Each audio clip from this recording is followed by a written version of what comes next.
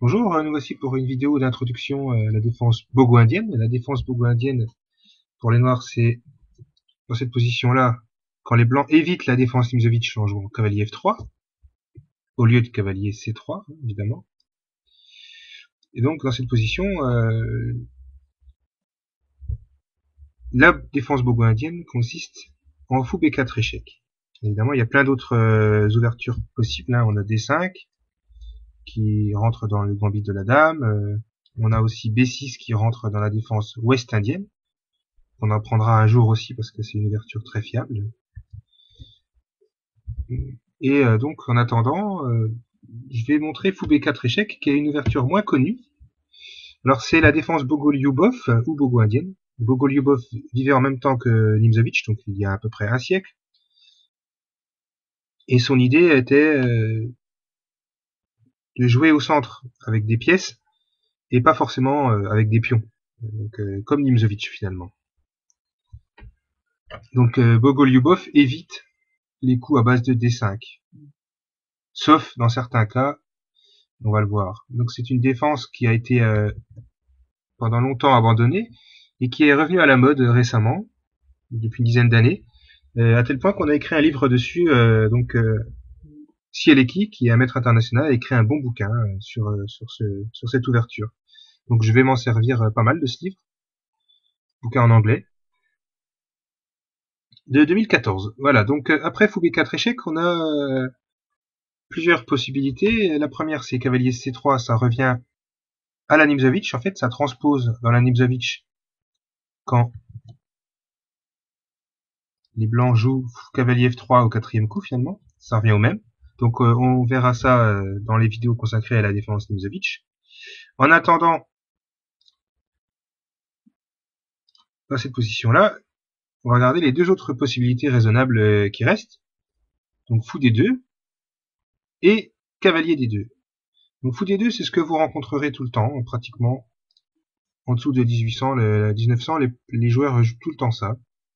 Puisqu'ils connaissent pas trop la bogo indienne, en général, ils jouent toujours fou D2. Et là, le coup que je vous conseille, c'est A5.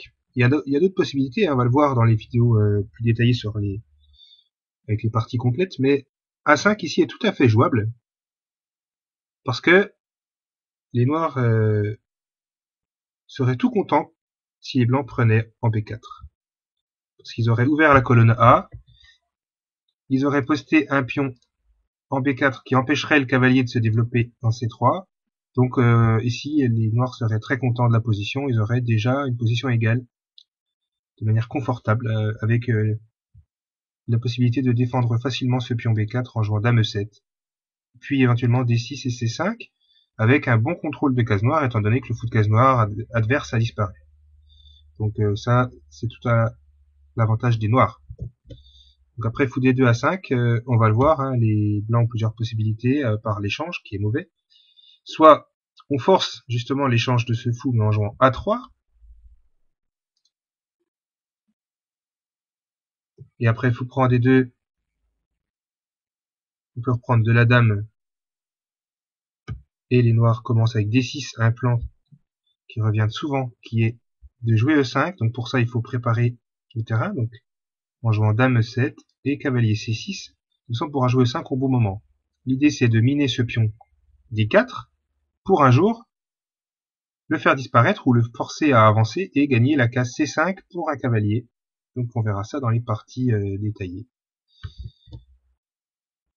À part A3, on a aussi cavalier C3, qui a pour but en fait de libérer le fou, et le fou va souvent en G5. L'inconvénient c'est qu'on va tomber dans des structures de pions doublés, puisque les noirs vont en profiter pour prendre en C3 tout de suite ou après le coup A3. Donc là-dessus on verra une autre partie. C'est assez différent finalement, puisque là les blancs, dans certaines variantes, gagnent la paire de fous, alors que ce n'était pas le cas avant. Il y a aussi des variantes moins connues, avec G3, qui est la variante la plus ambitieuse avec les blancs sur fou D2. Donc là-dessus, il faut jouer précis. Les blancs rêvent de mettre un fou en G2 pour contrôler la diagonale, donc il faut tout de suite mettre quelqu'un en face.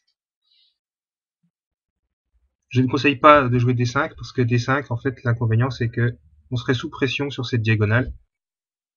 On va être sous pression sur cette diagonale et ce fou-là, en fait, n'a pas d'avenir. Alors que si on met B6 pour mettre le fou en B7, tout de suite, on va neutraliser le fou G2. Donc, on va voir un peu comment ça peut continuer. Petit roc, petit roc. Et maintenant, imaginons par exemple fou F4. Maintenant que les rois ont roqué, eh bien, on peut jouer fou F4. Commencer à contrôler la case de 5 pour empêcher les noirs de préparer leur plan avec D6, cavalier D7, cavalier BD7, dame E7 et E5. Maintenant, ça va devenir plus compliqué puisqu'on contrôle bien la case E5 et on menace aussi de chasser le fou maintenant. Donc ça, c'est une position que j'ai déjà rencontrée dans une partie. Hein. Donc quand c'est comme ça, il faut essayer d'échanger une pièce pour être plus à l'aise. Donc on commence par reculer le fou, hein, c'est une possibilité, de toute façon il allait se faire chasser. Et au moment où les blancs jouent cavalier C3, on joue cavalier E4. Donc ça c'est l'idée, en fait, on va liquider en E4. Il faut juste faire attention à une chose au niveau de la tactique, c'est que le fou n'est pas protégé, donc il peut y avoir des embrouilles, il faut faire toujours attention. Il faut toujours y avoir des embrouilles à base de cavalier D2. Ici ça marche pas parce qu'il y a la dame qui est mal placée, donc on pourrait faire cavalier C3, pardon, cavalier prend C3 qui attaque la dame. Et du coup on a après le temps d'échanger le fou G2. En général quand le fou du fianchetto est échangé, on a une position complètement égale, parce que c'était justement l'arme principale des blancs. Donc ici les blancs n'ont plus aucun avantage. Et en plus ils ont les pions doublés, mais on va pas pouvoir en profiter trop parce qu'il reste plus assez de pièces pour les attaquer. Donc en fait, après G3, donc je récapitule, on joue B6 et fou B7. Après petit roc, si le fou s'enlève, il faut donc replier son propre fou. Parce que si on joue D6 trop tôt, c'est ça que je voulais dire, si on joue D6 trop tôt, eh ben on perd le fou tout simplement, à 3. C'est pour ça qu'il faut d'abord replier le fou, parce que sinon on se fait enfermer. On est un petit peu à l'étroit, donc on va essayer de mettre un cavalier en E4, puisque finalement c'est la seule case centrale qu'on contrôle, mais ça suffit. Hein, donc ici les blancs attendent de jouer cavalier C3, ben nous, on va jouer par exemple, s'il joue tour 1, je sais pas, s'il joue tour 1, on va continuer notre plan avec D6, par exemple, en attendant, hein, D6, pour contrôler la case de 5. Et dès que les blancs jouent cavalier E4, on jouera cavalier C3, pardon, on jouera cavalier E4 pour échanger une paire de pièces. Donc les blancs ne peuvent pas attendre indéfiniment avant de jouer ça. Et sur cavalier D2, sur 6 cavaliers D2, ça sera pareil. Donc D6 cavalier D2, on jouera quand même cavalier E4. On peut.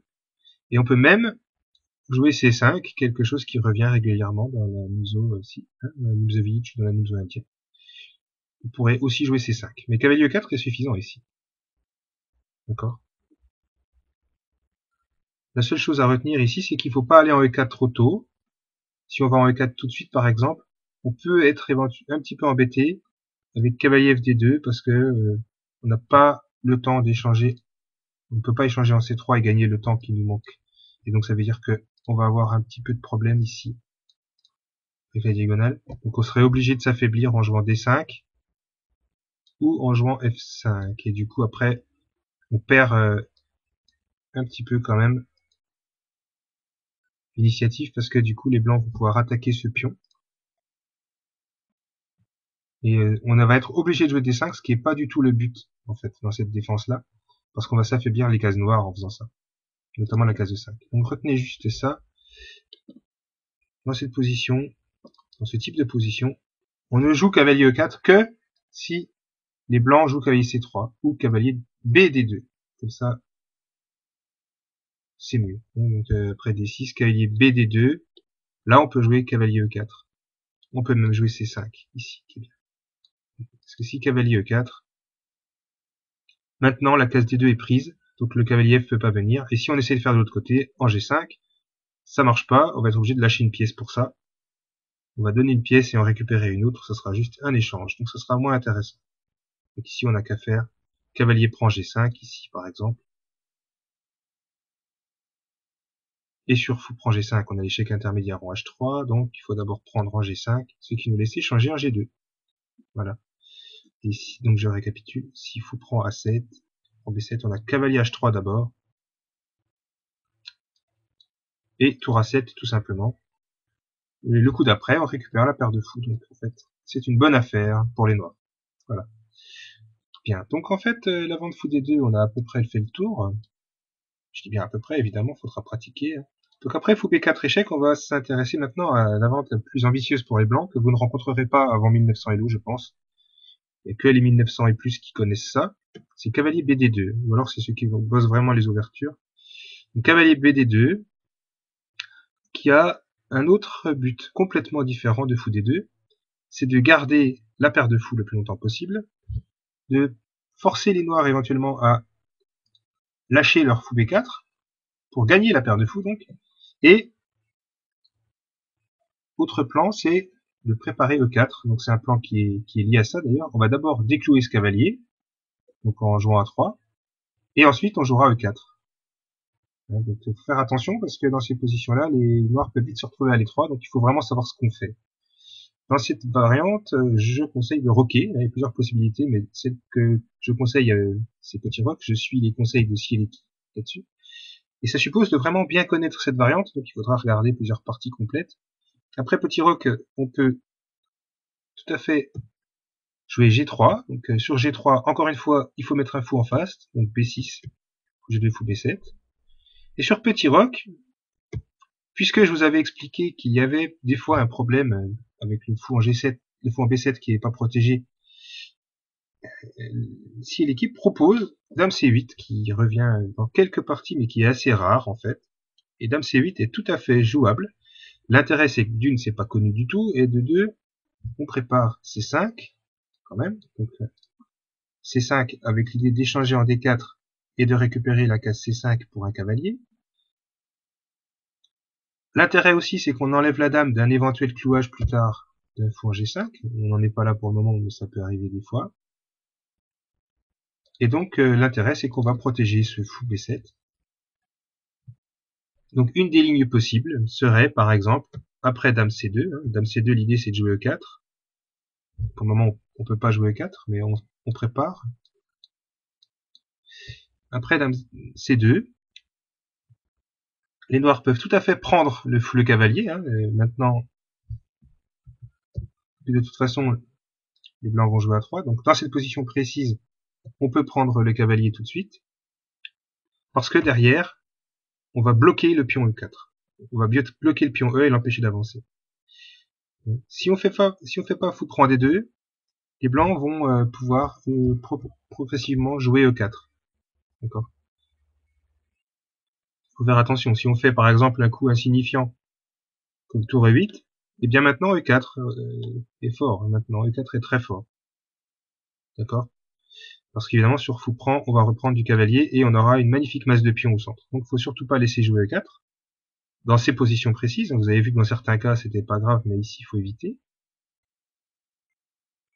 Et donc après dame C2, qui menace E4, on peut directement prendre en D2, c'est la meilleure façon d'empêcher E4. La meilleure façon d'empêcher les blancs de jouer E4, c'est de prendre en D2, parce que si les blancs reprennent du cavalier pour pouvoir quand même jouer E4, ils doivent accepter l'échange de leur fou. D'accord. Et D4 n'est pas assez protégé, même pas du tout, et ça laisse au noir le temps de jouer C5, du coup, pour attaquer ce pion-là. Donc ça, il faudra bien maîtriser ça à partir du répertoire, que je vous envoie en parallèle. Donc attention. Là, on a une position égale maintenant, pour les noirs, on n'a rien à craindre. Donc après, il faut prendre D2. En général, on reprend du fou, du coup. Sinon, c'est trop égal, c'est trop facile à jouer pour les noirs. Et maintenant, la clé, c'est de jouer fou E4 pour chasser la dame. Et maintenant, les blancs pourront plus jouer E4. Pourront plus jamais jouer E4. Pour jouer E4, les blancs vont avoir un plan quand même, mais ça va prendre très longtemps et les noirs ont le temps de s'organiser. Pour pouvoir jouer E4, il faut libérer la case D2 déjà pour le cavalier. Donc, premier coup du plan, ça serait fou F4. On aimerait bien jouer cavalier D2 ensuite, Mais le problème, c'est qu'il y aurait l'échange en G2 qui nous avantage pas du tout. Donc après fou F4, le deuxième coup du plan, c'est de jouer fou H3, d'enlever le fou déjà, pour plus qu'il soit en face de l'autre fou. D'accord? Et ensuite seulement, le cavalier viendra en D2. Et ensuite seulement, on jouera E4. Donc en fait, ça veut dire qu'il faut 4 coups au blanc pour préparer E4. C'est pour ça que ça nous laisse du temps de nous organiser. Donc on joue D6 par exemple. Tour D1. Donc imaginons fou F4 tout de suite. C'est une possibilité aussi. Cavalier BD7. Fou H3. Ici, puisque les blancs veulent jouer cavalier D2, pour chasser ou échanger ce fou et jouer E4 rapidement, eh bien on joue d'abord fou B7. Tranquillement, on s'enlève. Et comme ça, sur cavalier D2, on peut jouer tout à fait des coups comme C5. C'est tout à fait possible, puisque sur fou prend D6, on a une magnifique diagonale avec un gros souci,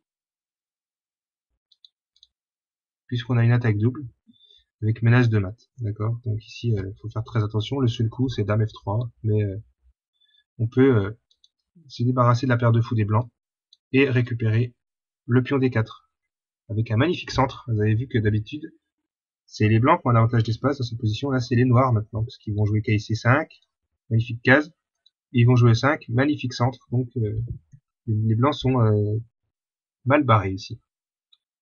Donc j'espère que vous avez bien compris ça. Hein, après dame C2, donc dans cette position précise, on échange. L'idée c'est d'empêcher E4, sinon on serait trop à l'étroit. Donc il faut d'abord échanger en D2, c'est pratiquement le meilleur coup. Et on bloque le pion en jouant fou E4, comme ça la dame ne peut plus contrôler cette case. Et on reculera le fou au bon moment.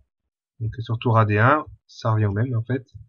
La tour se met derrière pour préparer, hein, vous avez vu la tour se met en E1, parce qu'elle va accompagner le pion. Elle aimerait bien accompagner le pion jusqu'à E4 un jour. Donc tour E8, fou F4, le début du plan qu'on a dit tout à l'heure. Fou H3, la suite.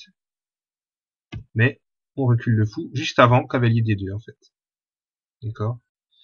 Donc ça c'est l'idée. Vous avez vu qu'on a joué aussi A5 parce que dans certains cas, il faut faire attention à B4 quand même. Même si B4 n'était pas dangereux tant que le fou était pas en F4. Je m'explique. Dans cette position précise, B4 n'est pas bon, pas excellent parce qu'il y a C5 qui contre bien le jeu des blancs. Alors qu'une fois que le fou est en F4, après tour E8 fou F4, C5 n'est plus aussi bon parce qu'il y a le pion D6 qui serait plus défendu, donc il faut faire attention. D'accord ? C'est pour ça que sur fou F4, là il faut empêcher B4 en jouant A5. Et si on joue A3, évidemment vous savez la réponse maintenant, c'est A4 qu'il faut jouer pour faire la prise en passant. Si jamais les blancs jouent B4, pourraient gagner de l'espace. Voilà. Donc là, les noirs contrôlent suffisamment la case E4 pour être tranquille. D'accord ? Bien, donc à part G3, on va avoir d'autres variantes plus dangereuses qui vont commencer avec A3. Donc c'est ça qui va être le plus difficile comme variante, mais avec une bonne étude des parties que je vais vous donner, ça devrait suffire, parce que les noirs s'en sortent bien dans ces variantes-là, de toute façon. C'est juste que c'est très tactique. Après A3, eh bien, on n'a pas vraiment intérêt à donner la paire de fou tout de suite. Si on donne la paire de fou tout de suite, ça va donner un jeu facile aux blancs.